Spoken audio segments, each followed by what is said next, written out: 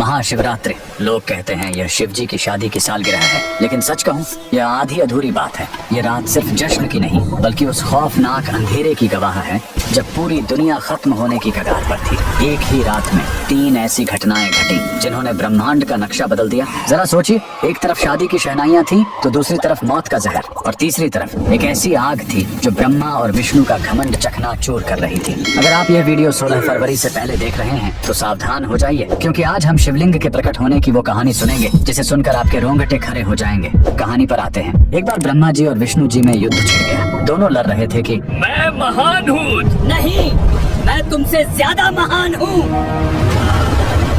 उनका यह घमंड जब दुनिया का संतुलन बिगाड़ने लगा, तब अचानक उनके बीच एक विशाल अनंत अग्नि स्तंभ प्रकट हुआ। वह आग का एक ऐसा खंभा था जिसका न कोई शुरुआत था न अंत। उस स्तंभ से एक भारी आवाज आई, जो मेरे आखिरी सिरे को खोज लेगा वही महान होगा।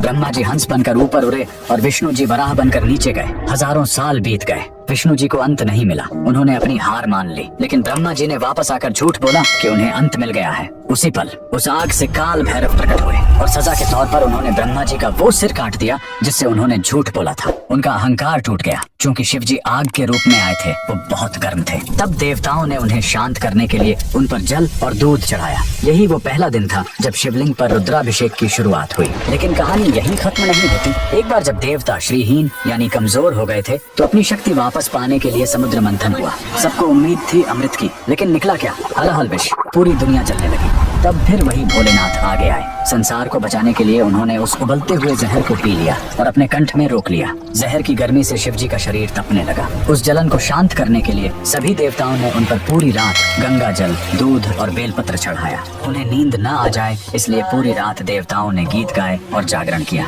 यही वजह है कि महाशिवरात्रि पर हम पूरी रात जागते हैं। लेकिन रुको, ये रात इतनी डरावनी भी नहीं है। इसी रात प्रेम की जीत भी हुई थी। जब माता सती ने अपने प्राण त्यागे थे तो शिव जी पूरी तरह टूट गए थे। वो वैरागी बन गए, दुनिया छोड़कर समाधि में चले गए। तब माता सती ने पार्वती के रूप में जन्म लिया। उन्होंने हजारों साल तक कठोर तपस्या की सिर्फ अपने शिव को वापस पाने के लिए। आखिरकार भोलेनाथ पिघले। इसी महाशिवरात्रि की रात वो वैरागी फिर से दूल्हा बना और शिव शक्ति का मिलन हुआ। तो इस 16 फरवरी जब आप शिवलिंग पर लौटा भर जल चढ़ाएं तो याद रखिएगा, आप उस आग को शांत कर रहे हैं और उस जहर के दर्द को कम कर रहे हैं। कमेंट में लिखें हर हर महादेव।